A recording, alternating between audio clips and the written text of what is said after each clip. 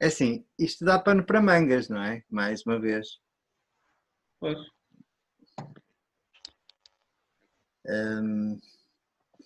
Eu só queria deixar ficar uma nota que se calhar é absolutamente, não sei, extravagante relativamente a tudo isto, mas é assim, como é que se pode fazer um documentário incrivelmente bonito a propósito de uma coisa horrorosa?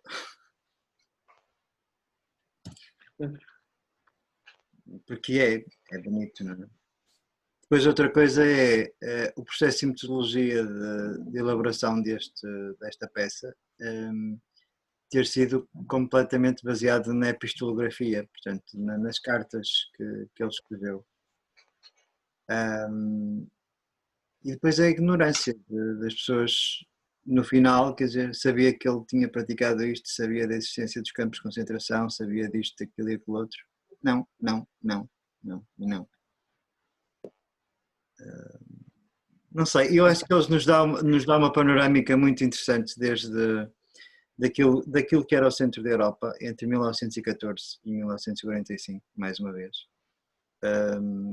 E a forma como, a partir de precisamente 1922, se começou a estruturar toda a transformação, no caso na Alemanha, que veio, pronto, afetar a Europa, como nós sabemos, não é? Não sei, eu gostava que vocês falassem mais do que eu, que dissessem alguma coisa.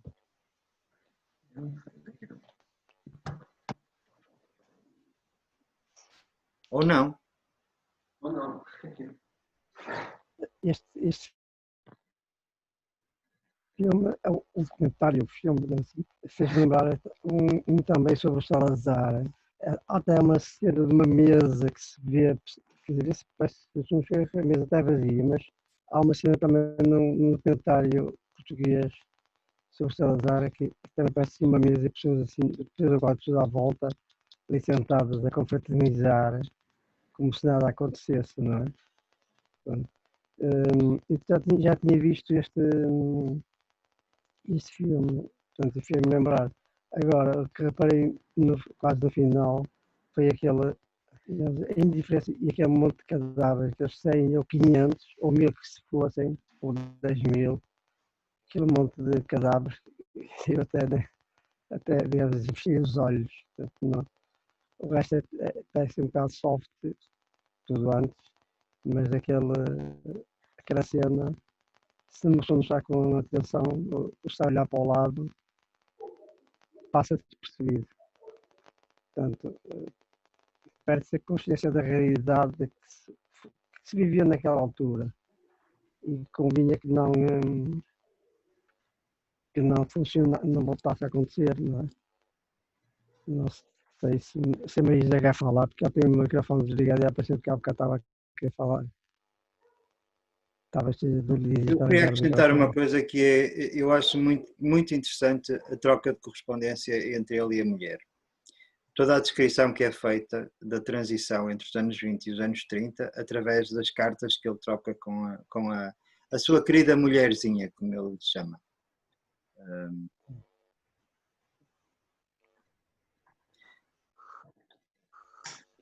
Anda lá, Ani, fala lá que tu estás...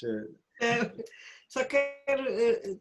Eu fiquei a pensar, sobretudo no filme, ou seja, porque, enfim, o resto a gente já sabe, não é? Mais ou menos. Pormenores ou menos pormenores, já sabe. Uma questão é saber, outra coisa é perceber, outra coisa é entender, outra coisa é pensar como é que é possível, pronto, mas já sabe, de alguma forma. O filme pareceu-me feito com imagens De arquivo.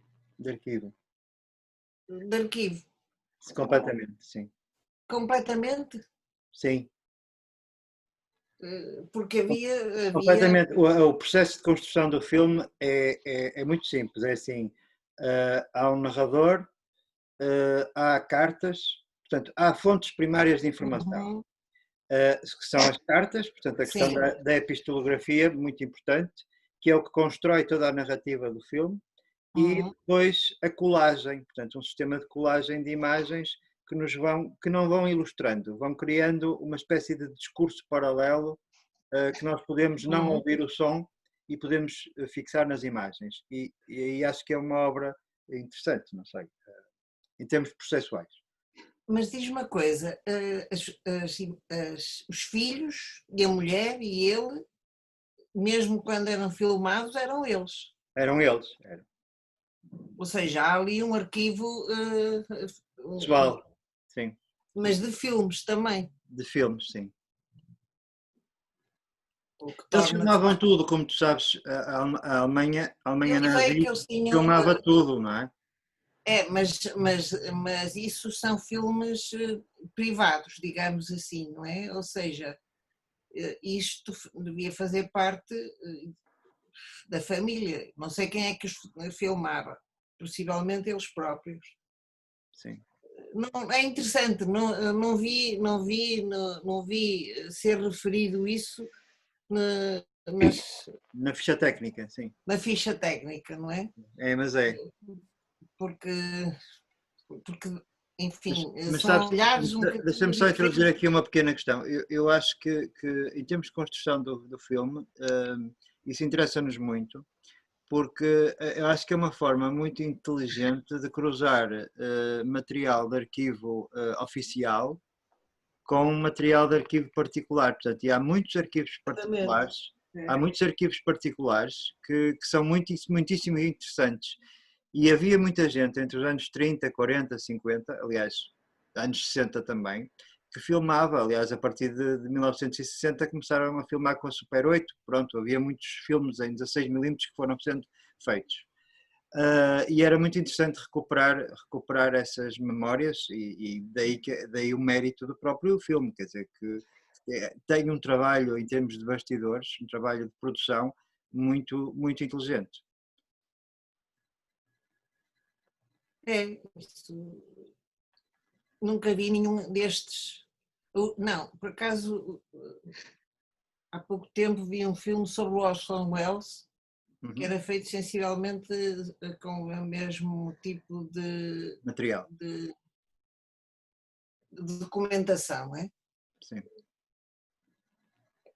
É, o que é interessante de facto. É interessante e é interessante por outra coisa, que é a da importância dos arquivos privados para a construção da história pública. Aquela imagem, eu acho muito interessante, por exemplo, o caso do Museu do Holocausto em Nova Iorque, em que não aparecem imagens de horror, aparecem fotografias das famílias e da vida normal dos judeus. O que é ainda mais impactante do que imagens de campos de concentração, porque é demonstrar que aquelas pessoas tinham vidas normais, Decentes. decentes. As imagens que nos aparecem do carrasco do Himmler são muito doces, muito. Parece que está ali uma pessoa. E está, e na realidade está, não é? Não, o problema é que está, não é? Pois. Nessas coisas o problema é que está.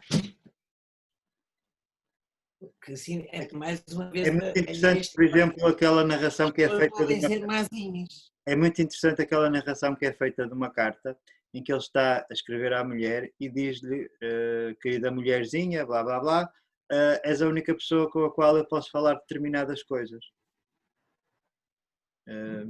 Não sei, há ali uma certa intimidade num monstro, não é? Num tipo que foi responsável pela esterilização de milhares de mulheres e pela aniquilação de parte de um povo, não é? Mas sabes que a mim essa história, essa questão, põe-me sempre no dia de hoje. Sim. Ou seja, remete-me sempre para a atualidade. Não consigo deixar de pensar que o que acontece nos dias de hoje é muito semelhante ao que acontece, ao que está. E não é hoje, é nos últimos 20 anos. se quisermos. Desde o final da década de 90, eventualmente. Possivelmente, não é? todo o processo pós 11 de setembro de Exatamente. 2001, não é? E a resposta que depois foi dada. De uma forma mais visível, digamos, não é? Sim. E mais aceite como sendo necessário. Sim. Que é o caso aqui, não é? A Normal. Maria José resolveu falar. Ela está ali a bater com a cabeça no computador. Estou a falar há uma quantidade de tempo. Pois, e nós não te estamos a ouvir.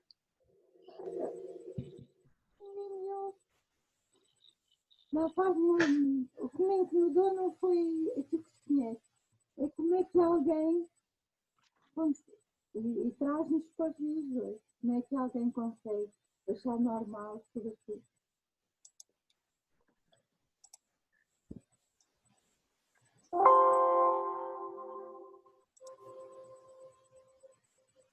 Eu não sei se a Maria José continua a falar, mas isto remete-nos um bocado para a Hannah Arendt, que nós já vimos também, e para a banalização do mal, ou melhor, uma normalização, uma humanização do mal. Não sei, parece que de repente as pessoas são encaradas como objetos e aquilo que o Alípio dizia, quer dizer, são 500, são 1000, são 10.000, é igual.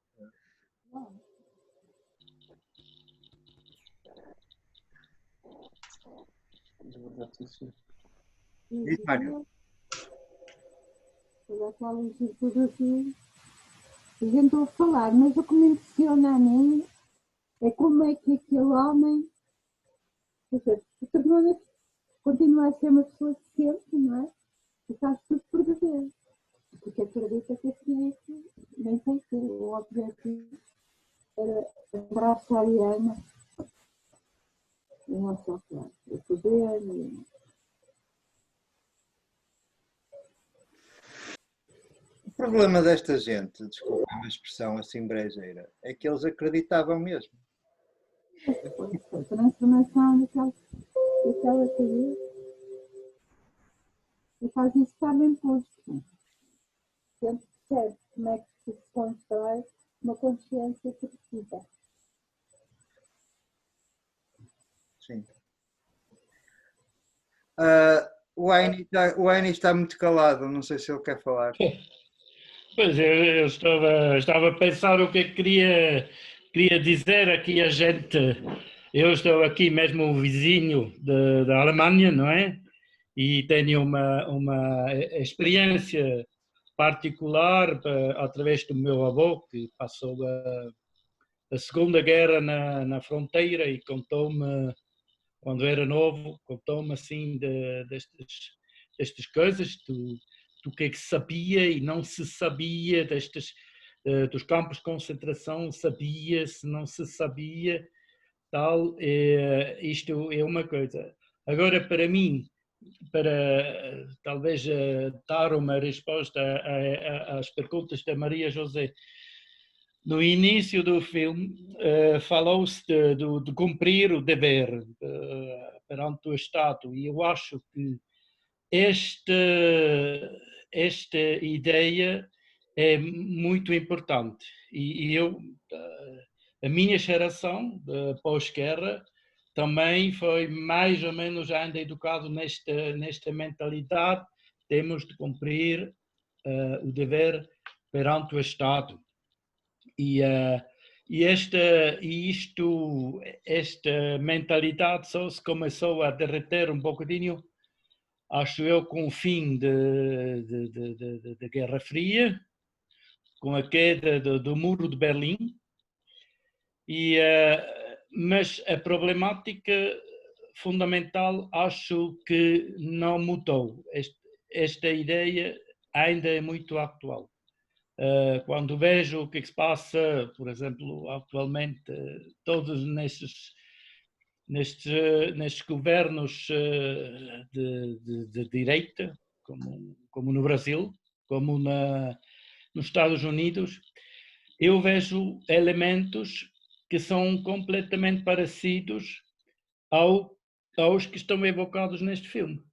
Por exemplo, o mais atual, este jovem que foi, este preto que foi lá assassinado a queima-roupa, remete, no fundo, a uma mentalidade que já existia nesta altura, portanto, no início do século passado. E olhando um bocadinho para como é que surgiu esta ideia de ser teutono, germânico e tal, realmente o ano 1750, que foi indicado lá no filme, parece-me muito, muito importante, porque nesta altura começou-se a plantar os raízes que depois, de uma mentalidade que ainda hoje é muito atual. E não sei como é que nós conseguimos defender uma democracia perante este perigo da direita. E o que é que se passa assim, neste momento, assim, pela minha cabeça? Uhum. Sim. Aí há uma sintonia com aquilo que a Ani disse, quer dizer, isto transporta-nos para a atualidade e nós sabemos que existem campos de concentração, não é? Nós sabemos que existem ditos campos de refugiados, que em alguns casos são campos de concentração mesmo, não é? Sabemos que há campos de concentração nos Estados Unidos, por exemplo. Sabemos que há movimentos, como tu dizias, que neste momento são preocupantes a nível mundial e que estão associados a determinados populismos e a determinadas formas de encarar a política e que, sobretudo, que há uma grande adesão das massas. E isso é preocupante, tal como havia naquela altura, porque eles não fizeram um regime sozinho, não é? Quer dizer, é impressionante ver a reviravolta que houve nas eleições na Alemanha em 31, em que o partido nazi conseguiu uma exponencial, praticamente uma vitória a todos os níveis, não é? E que depois levou em 33 à tomada de poder, não é? Pronto, e todos os processos de aniquilação, como os campos de concentração, os primeiros, não é? Que foram não propriamente para judeus, mas para comunistas e sociais-democratas. E que levou muita gente a sair da Alemanha, não é? Pois. Não sei como é que era viver do outro lado da fronteira. Essas memórias que tu falas do teu avô são muito importantes. Perceber o que é que chegava ao outro lado, não é?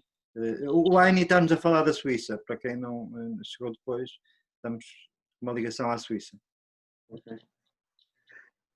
A fronteira seria da parte alemã da Suíça, correto? Bom, a Suíça na Segunda Guerra, no fundo, era quase como uma ilha. Era completamente... Pois isto, por exemplo, só para tirar paralelas, por exemplo, este sentimento de estar completamente fechado foi no início do Covid, agora, nesta atualidade. Quando as fronteiras foram fechadas à volta, a França fechou, a Alemanha fechou, a Áustria fechou, a Itália fechou. E, de repente, sentimos-nos outra vez completamente cercados num mundo onde toda a gente está a olhar só para eles mesmos. Eu lembro-me, primeiro foram interrompidos o transporte das mercadorias, especialmente das máscaras, foram confiscados na Alemanha. Primeiro, foi escandaloso. A Alemanha não deixava passar porque eles necessitavam também. E, portanto, este período, no início, fez-me lembrar muito o que é que se passou, o que me contou o meu avô, os traços que eu tenho desta altura, da parte da minha família. E, portanto, há coisas que, de uma maneira ou de outra, repitam-se e vão com outra vez estes medos, mesmo hoje em dia. E pronto, agora estamos aliviados porque as fronteiras voltaram a abrir e sente-se de um certo modo uma espécie de alegria que finalmente quase tenho a sensação como que quando vejo as imagens do fim da guerra, há sim esta sensação que estamos no fim, estamos outra vez abertos, livres, e portanto isto são estes paralelos que eu estou a viver. Pois. Eu não sei se vocês têm reparado, mas nos últimos dias nota-se que há uma libertação das pessoas aqui em Portugal. Basta andar pelas ruas do Porto e perceber que de repente saiu toda a gente à rua e que estão há montes de gente a todas as horas, em todos os lados, grandes grupos. É uma felicidade imensa, parece que anda toda a gente feliz, de repente.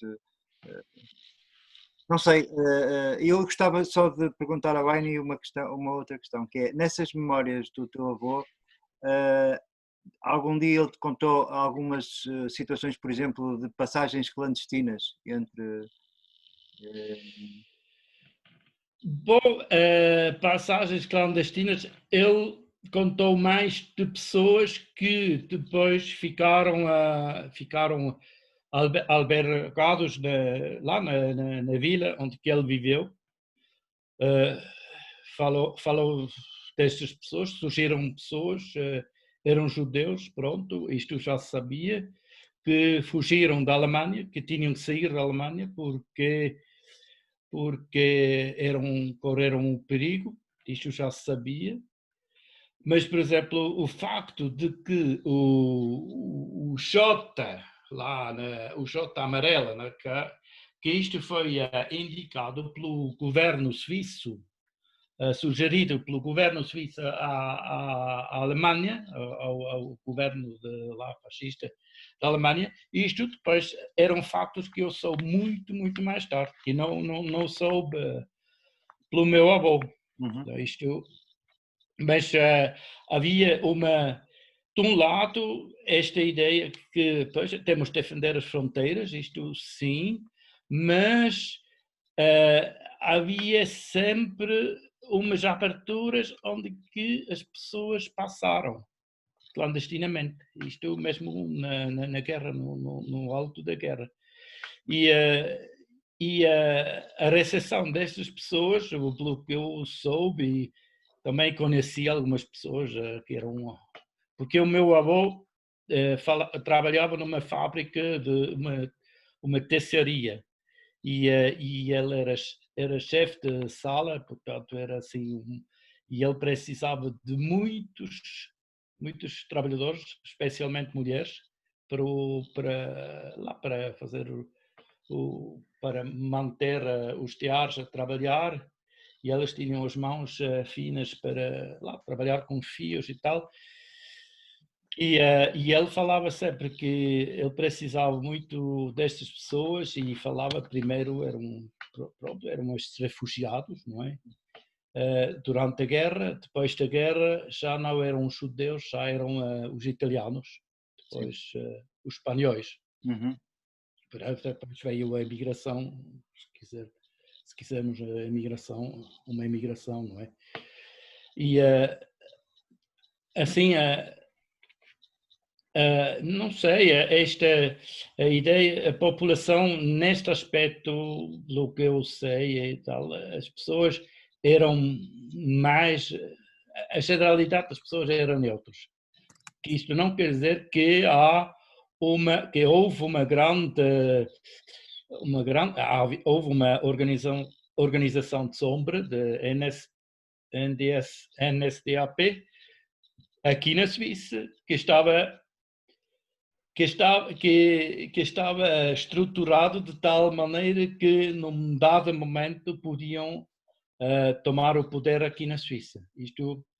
Mas isto só soube depois, muito mais tarde, quando já nos anos 60, portanto, eu como aluno, por exemplo, eu nasci em Aarau, cresci lá, e lá em Aarau havia uma gente não se pode dizer mocidade, assim, uma organização mocidade portuguesa, não é bem assim, mas havia os cadetes, quer dizer, uma formação pré-militar, Paramilitar. e isto era institucionalizado e quer dizer, havia lá pessoas muito, assim, professores muito estranhos lá, assim, que para mim, havia pessoas assim estranhas que também não com nomes suíços e tal, e só muito mais tarde fiquei a saber que estes eram membros muito importantes lá desta organização de sombra lá na Suíça. E, por exemplo, ainda hoje os arquivos cantonais estão fechados, mesmo depois de ter passado 50 anos, continuam a ser fechados com o argumento que podem ainda afetar pessoas vivas, podem afetar a honra de pessoas vivas. Sim. E pronto, isto é uma... Sim, portanto, é muito difícil conseguir descobrir assim, muito mais pormenorizado o que está atrás. Está sempre continua a ter uma proteção e isto faz com que as coisas às vezes parecem bastante complicadas. Sim. Eu ia promover aqui ele já está a olhar para mim, ia promover aqui um contacto entre o Mário e o Heine para falarem depois, porque o Mário está a trabalhar, entre outras questões, o tema da clandestinidade. E eu acho que era interessante, não sei, Mário, dirás, mas falaste depois fazer uma troca de e-mails com o Heine para falar de algumas coisas que te interessam, não sei, fica aqui, se o Heine estiver de acordo. Pois isto...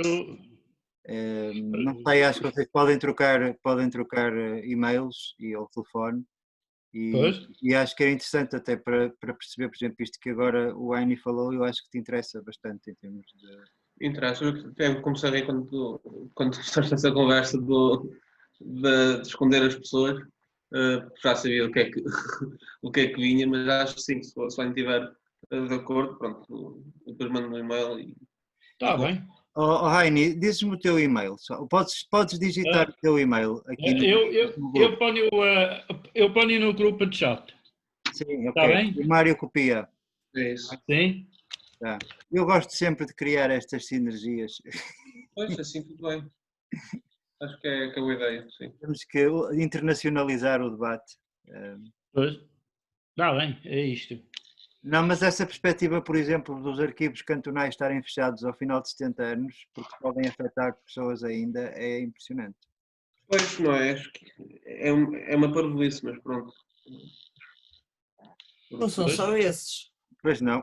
Sim, há muitos, não é? E aqui os arquivos em geral estão fechados. Pois estão. A mim espanta-me que existam, mas pelo mesmo preço podem ser destruídos. E há uma coisa que se chama Regulamento Geral de Proteção de Dados, RGPD, que é relativamente recente e que cria ainda mais obstáculos ao acesso aos dados nominais, o que é preocupante porque pode ajudar a esconder muita coisa, ou pelo menos a não perceber determinadas coisas do processo, não é? Aquilo que a Ani dizia, quer dizer, nós já todos conhecemos a história mais ou menos, não é? A questão é entendê-la, mas conhecemos a história. Exatamente. Não, e de uma forma geral, de facto a mim cada vez me interessa mais, ou me preocupa mais, entender o que está a acontecer hoje. Sim. E entender o que está a acontecer hoje, o que eu gostaria de entender hoje, neste momento, são as filas para ir buscar alimentos. Alimentos, sim. Isso é que eu acho verdadeiramente espantoso, que se considere normal. Uhum. Ou seja, acho absolutamente, fico de boca aberta, que se ache normal que as pessoas tenham de ir buscar a comida a um sítio qualquer como uma benesse, porque me parece que de facto em Portugal nunca se passou fome, nunca. Houve sempre comida a mais, não é? Sobretudo aqui no Norte e mesmo lá fora.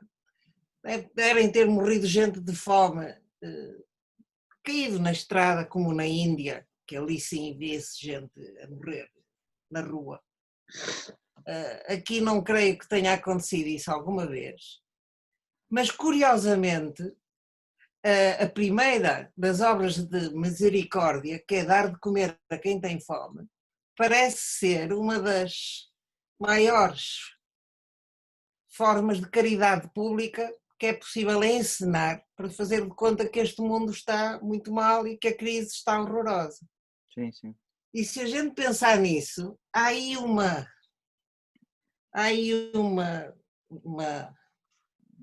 cinismo uma manipulação. que chega a ser uma coisa horrorosa. Eu não percebo como é que é possível isto acontecer debaixo dos nossos olhos e nós acharmos normal. Normal. O meu problema é acharmos normal, estás a perceber? Ou seja, como é que é possível achar normal que haja gente que trabalha, que a maior parte deles dizem-nos que trabalha. Depois há mais umas meia dúzia que dizem que coitadinhos esses não gostam de trabalhar e pronto. E que não ganha para comer. Exato. E que acha isso normal. Eu acho uma anormalidade, para dizer a verdade. Sempre achei uma anormalidade. Porque, pronto, e não consigo entender como é que isso se pode considerar uma coisa tolerável nos dias de hoje. Hoje também ouvi que na Suíça diziam isso com um ar muito estranhado, também havia já umas filas de gente para ir buscar comida. E uma pessoa pensa se este mundo estão todos normais ou se há alguma coisa que está aqui estragada. Ou seja, se de facto a consciência que nós temos ainda hoje é que há gente que não somos nós. Uhum. Há gente que é de outra... Há outra gente, há assim uma gente estranha que é possível tratar como se fossem outros. Uhum. E isso faz-me uma grande confusão, para dizer a verdade. Uhum. 2000 anos depois de Cristo, que para voltar outra vez às misericórdias, faz-me uma certa confusão. Não, mas eu também acho isso, concordo plenamente. Acho que é um bocado a ideia de que existem uns e os outros. É isso, não é? E os uns somos nós. Somos nós. E os outros podem morrer como tordos, porque é indiferente. Podem, coitados. Coitados, não é? Coitados. E mais, e é uma coisa que me espanta, é a banalização disso, é a banalização dessa depressão toda, a banalização do mal e a banalização da paisagem de miséria. É assim, neste momento as pessoas podem passar por um sítio, olhar para uma determinada realidade e continuar. E isso horroriza, porque Claro. ninguém para, é um bocado como aquela figura da pessoa que cai no meio da estrada e as pessoas passam por cima, porque continuam com o seu movimento. E esta sociedade, a sociedade capitalista nesse sentido, não é? Propicia exatamente essa forma de banalização da paisagem. É um bocado, quer dizer, já é anormal não ver determinadas pessoas sem casa em determinados sítios. Uma pessoa já estranha, mas é quando eles não estão lá. Porque eles fazem parte daquele ambiente. Não é? Isso é preocupante em termos de civilização. Eu não sei, desculpem, mas eu não sei que raio de civilização é que nós neste momento estamos a ajudar a construir, mas não é muito boa coisa.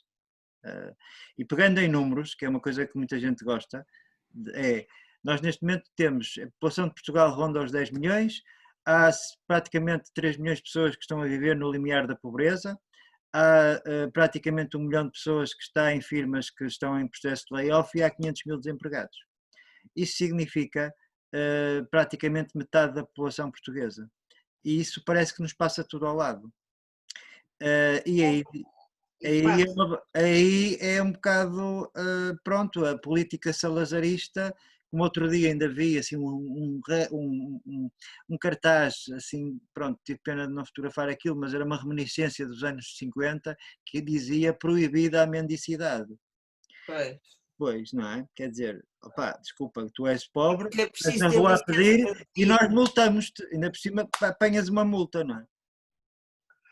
Claro.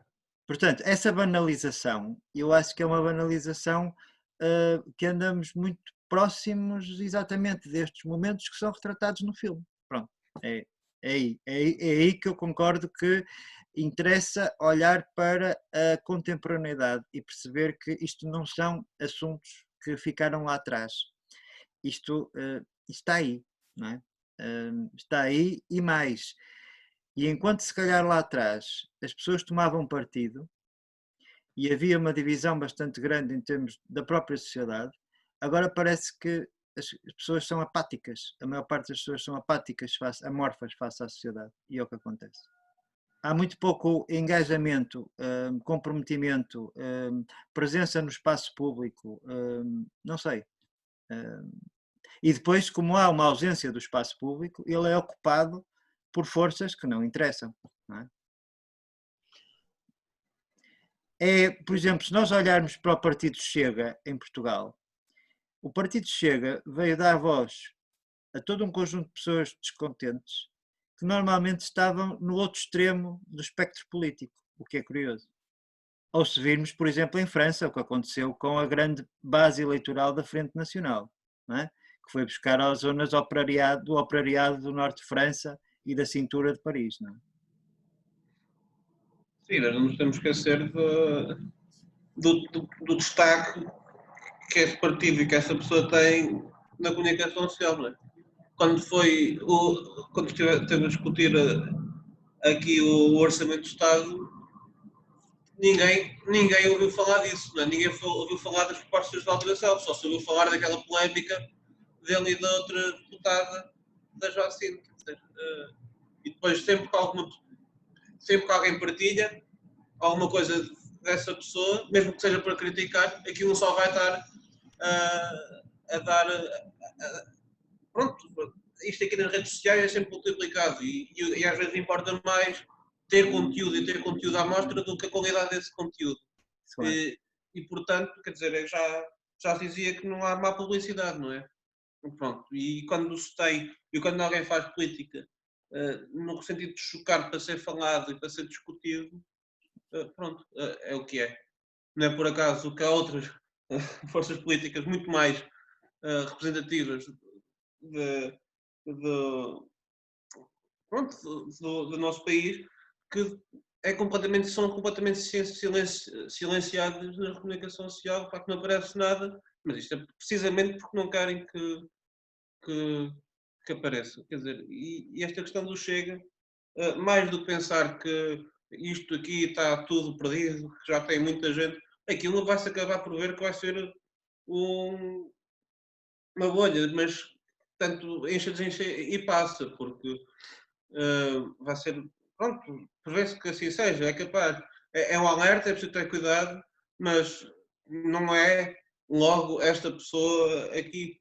Mostra um medo, ok, mas calminha com as coisas. Acho que não vale a pena estar aqui também a dramatizar de uma forma.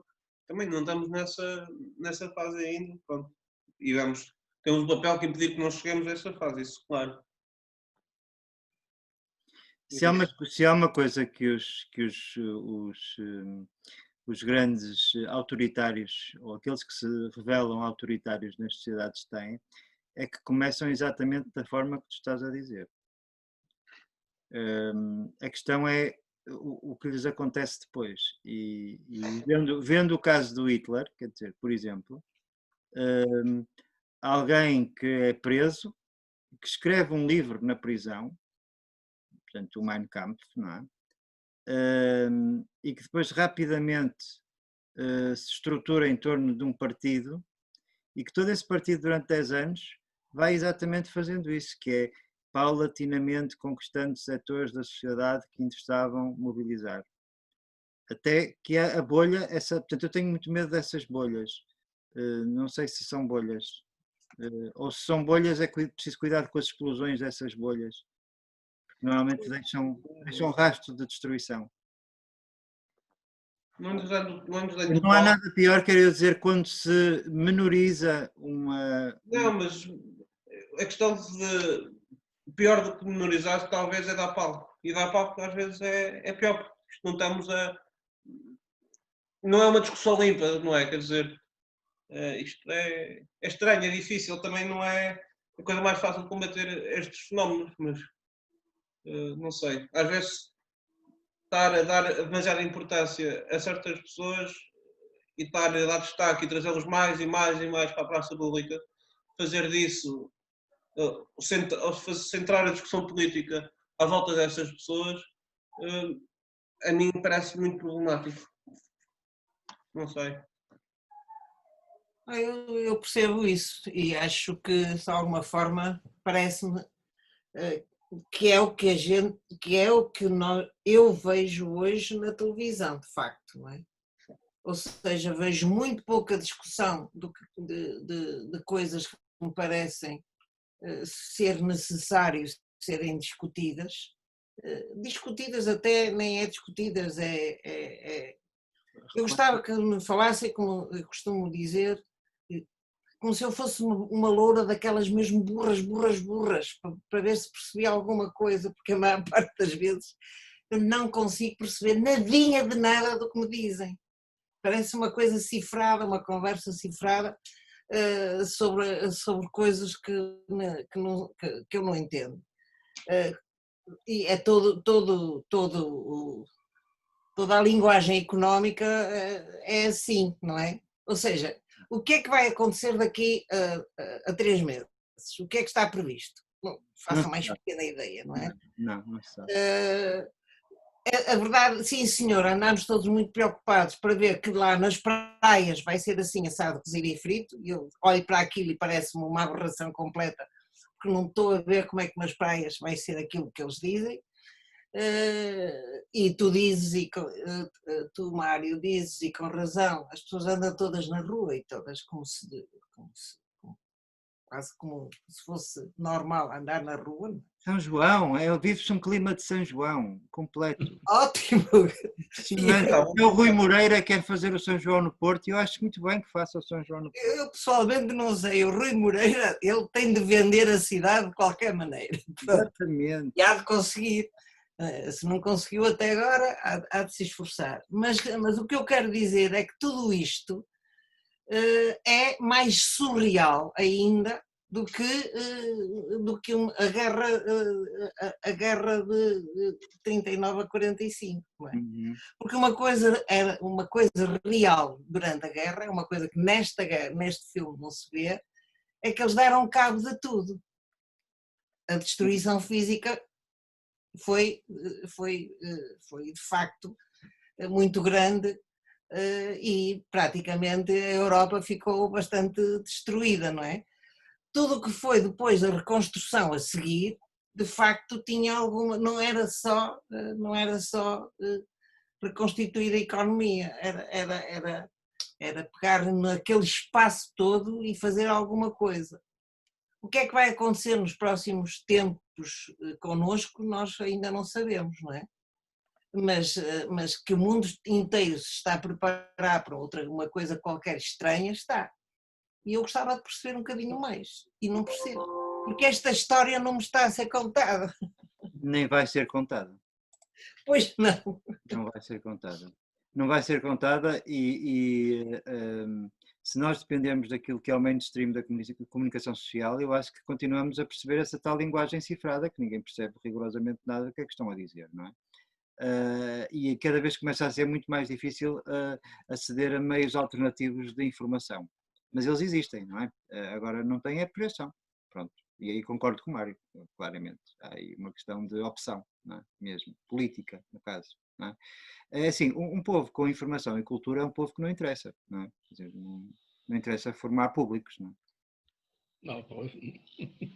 Interessa é que, pronto, interessa que a Ani usou a expressão de loura e burra, não é? Pronto, não tenho nada contra as louras, nem contra as burras, também não.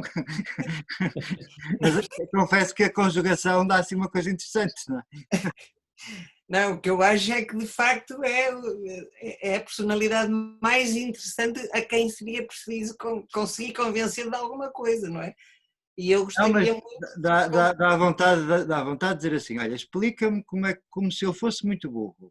Pronto, isso sim.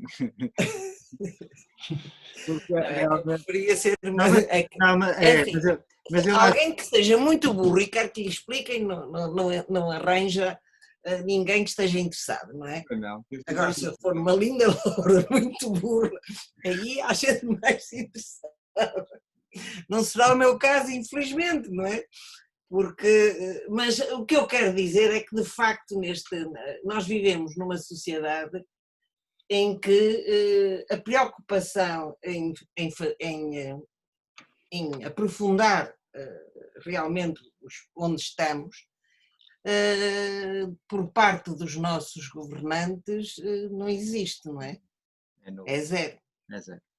É zero. De facto, aquilo que o Heine dizia de que está tudo escondido, hoje em dia, de facto, nós aceitamos normalmente que haja um G7 não sei dos quantos, Sim. um G14 não sei de quê, uns senhores não sei dos quantos, aceitamos isso normalmente como se isso fosse normal. Eu não acho normal. Como não acho normal que as pessoas tenham que ir buscar a comida fazendo fila todos os dias e que a única coisa que fazem todos os dias seja ir pedir comida a um sítio qualquer, que depois ainda por cima são gente que está a auxiliar a humanidade, os que dão a comida. E a gente fica a pensar que este mundo está estragado. Está estranho, não é? Enfim, Mas serve, quer dizer, mas serve para limpar consciências. isso é verdade. Eu não acho que seja para limpar, porque é mesmo para as formar, porque na É para realidade, formar, pronto, mas há muita gente que dá, por exemplo, e que acha que vai para o céu, pronto. não, pois é, o problema é que há muita gente que acha que a decência exige qualquer coisa desse género, não é? Em vez de exigir tão somente eu olhar para o outro e ver que é parecido comigo. Mas essa questão do Estado é muito interessante, porque assim, a um Estado forte interessa que as relações de poder sejam destruturadas, portanto não interessa ter interlocutores fortes. E aí a questão da informação é importantíssima. Um povo que não é informado não tem capacidade de ação, não tem capacidade reivindicativa e é morto.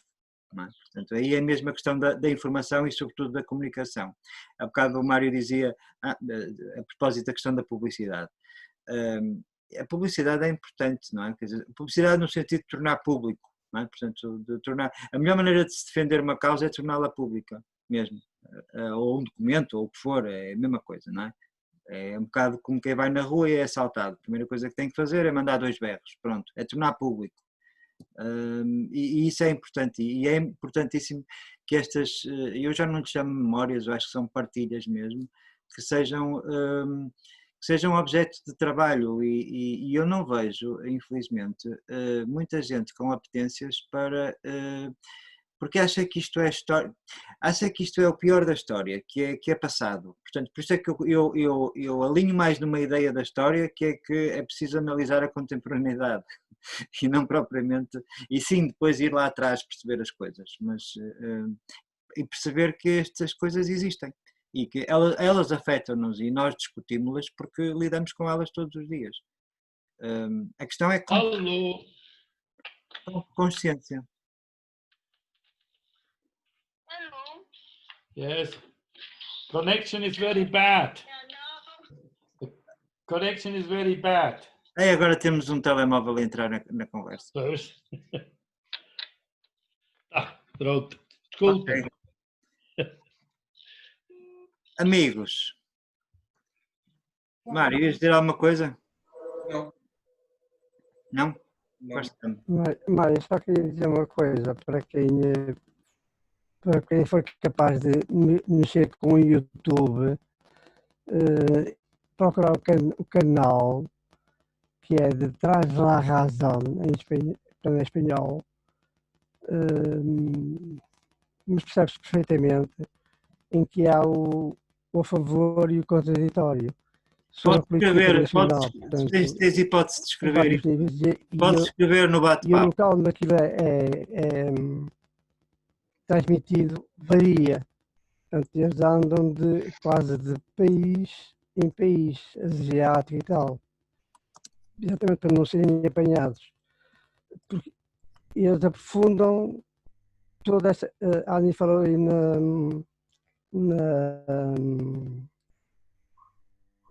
na desinformação, na falta de informação.